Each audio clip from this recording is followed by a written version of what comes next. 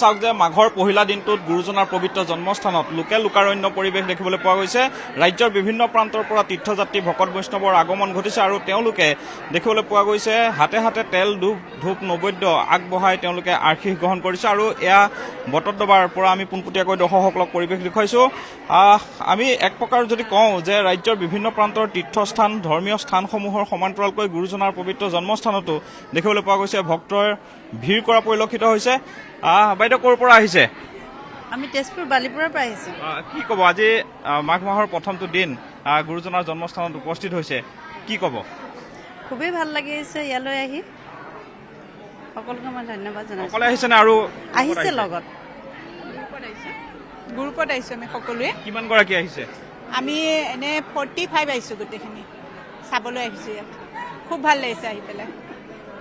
অন্য দৰ্শনাৰ্থী আছে, আমি জানিবলৈ বিচাৰিম ক'ৰ পৰা আহিছে? আমি বৰদোৱাৰ পৰাই আহিছোঁ। আমি পৰিৱেশ দেখুৱাইছোঁ সামগ্ৰিকভাৱে।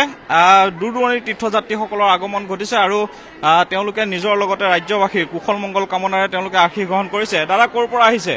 আমি পণিকণৰ পৰা আহিছোঁ। কি ক'ব, আজি মাঘ মাহৰ প্ৰথমটো দিন গুৰুজনাৰ জন্মস্থানত ৰাজ্যৰ বিভিন্ন প্ৰান্তৰ পৰা তীৰ্থযাত্ৰীসকল আহিছে, সেৱা গ্ৰহণ কৰিছে, আপোনালোকো আহিলে, কি ক'ব? কি ক'ম আৰু, বৰদোৱালৈ আহিলোঁ আৰু অকণ চাই সেৱা কৰিলোঁ আৰু।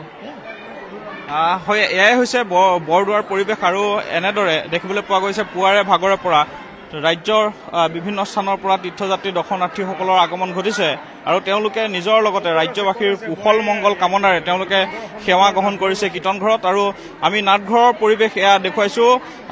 সময় যিমানে বাঢ়ি গৈছে দেখিবলৈ পোৱা গৈছে ৰাজ্যৰ বিভিন্ন প্ৰান্তৰ পৰা তীৰ্থযাত্ৰী দৰ্শনাৰ্থীসকলৰ আগমন ঘটিছে আৰু যিহেতু দুপৰীয়া নামত তেওঁলোকে অংশগ্ৰহণ কৰিব আৰু নিজকে আধ্যাত্মিক পৰিৱেশৰ মাজত তেওঁলোকে বিলীন কৰিব আৰু সেই উদ্দেশ্য আগত লৈ তেওঁলোকে গুৰুজনাৰ পবিত্ৰ জন্মস্থানত আহি উপস্থিত হোৱা পৰিলক্ষিত হৈছে। মই কি ক'ব, আজিৰ দিনটোত ৰাজ্যবাসীক কি ক'ব যে বিভিন্ন স্থানৰ পৰা তেওঁলোকে নিজৰ লগতে ৰাজ্যবাসীৰ কুশল মংগল কামনাৰে তেওঁলোকে সেৱা গ্ৰহণ কৰিছে আৰু সময় যিমানে বাঢ়ি গৈছে আমি দেখিছোঁ যে বিভিন্ন স্থানৰ পৰা তীৰ্থযাত্ৰীসকলৰ আগমন ঘটিছে, কি ক'ব? এইটোতো আমাৰ গোটেই বৰদোৱাবাসীৰ কাৰণে নহয়, গোটেই আমাৰ সনাতন হিন্দু ধৰ্ম সমাজবিলাকৰ ভকতৰ কাৰণে এটা শুভ লক্ষণ যে গুৰুজনাৰ ওচৰত আশীষ বিচাৰি অসমৰ বিভিন্ন স্থানৰ পৰা বিভিন্ন প্ৰান্তৰ পৰা ভকত বৈষ্ণৱসকল ইয়ালৈ আহিছে।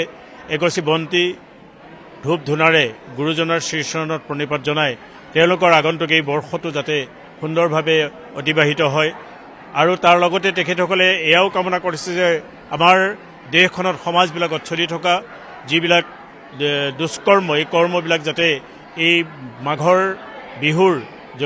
বিহুৰ এই মেজিৰ উত্তাপে নিৰ্বাপিত কৰক আৰু সকলোৰে জীৱন সুখময় হওক, তেনেকুৱা এটা বাসনালৈ, তেনেকুৱা এটা কামনালৈ আজি গুৰুজনাৰ শ্ৰীচৰণত সকলোৱে প্ৰণিপাত জনাইছে। আমিও গুৰুজনাৰ শ্ৰীচৰণতে প্ৰণিপাত জনাই সদৌ অসমবাসীক ইয়ালৈ আগমন ঘটা সকলো ভকতক, সকলো যাত্ৰীক আমি আমাৰ শুভকামনা যাচিছোঁ। তেওঁলোকে আমাৰ অনিচ্ছাকৃতভাৱে হ'ব পৰা ভুল ক্ৰুটিৰ বাবে আমি তেওঁলোকৰ ওচৰত ক্ষমা বিচাৰিছোঁ। কিবা যদি অসুবিধা পায় এয়া গুৰুজনৰ স্থানলৈ আহি তেওঁলোকৰ নিজৰ স্থান বুলি তেওঁলোকে আমাক যেন মানে সেই দুখৰ পৰা আমাক কৰে, দুখৰ পৰা যাতে আমাক মানে জগৰীয়া কৰি নাৰাখে, ভগৱানৰ ওচৰত তেওঁলোকে প্ৰণাম কৰক। আমিও প্ৰণাম কৰিছোঁ যাতে আমাৰ বৰদোৱাৰ লগতে অসমবাসীৰ গোটেই ভাৰতবৰ্ষত যিমান সনাতন হিন্দু ধৰ্মী দৰ্শক ভক্তপ্ৰাণ আছে সকলোৰে জীৱনবোৰ সুন্দৰ হওক আৰু এই সুন্দৰ জীৱনৰ আৰম্ভণিৰে আমাৰ দেশখন অগ্ৰগতি লাভ কৰক। হয়, ধন্যবাদ জ্ঞাপন কৰিছোঁ। মই পৰিৱেশ দেখুৱাইছোঁ, এতিয়াও দেখিবলৈ পোৱা গৈছে বিভিন্ন স্থানৰ পৰা তীৰ্থযাত্ৰীসকলৰ আগমন ঘটিছে আৰু তেওঁলোকে তেল ধূপ নৈবেদ্য তেওঁলোকে আগবঢ়াই তেওঁলোকে আশীষ গ্ৰহণ কৰিছে আৰু দেখুৱাইছোঁ আমি যিহেতু পুৱাৰে ভাগৰ পৰা বৰদোৱাৰ পৰা পৰিৱেশ পোনপটীয়াকৈ দৰ্শকসকলক দেখুৱাই গৈছোঁ আৰু আমি উল্লেখ কৰিছোঁ ৰাজ্যৰ বিভিন্ন প্ৰান্তৰ তীৰ্থস্থান মন্দিৰ ধৰ্মীয় উপাসনাস্থলীসমূহত এনেদৰে ৰাইজে ভিৰ কৰা পৰিলক্ষিত হৈছে। মাঘ মাহৰ প্ৰথমটো দিনতেই তেওঁলোকে আহি আশীষ গ্ৰহণ কৰিছে আৰু কীৰ্তন ঘৰৰ নামত তেওঁলোকে অংশগ্ৰহণ কৰি নিজকে আধ্যাত্মিক পৰিৱেশৰ মাজত বিলীন কৰিছে।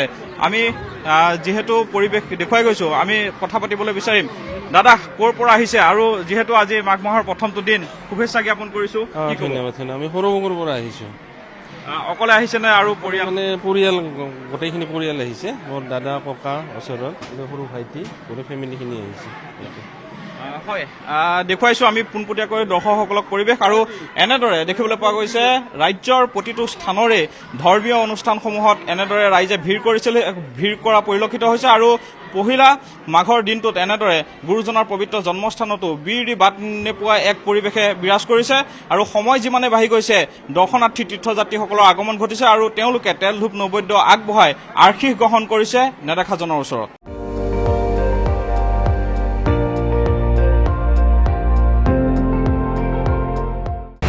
আপুনি চাই আছে ND24, সৰ্বশ্ৰেষ্ঠ নহয় সৰ্বোত্তমৰ দৌৰত।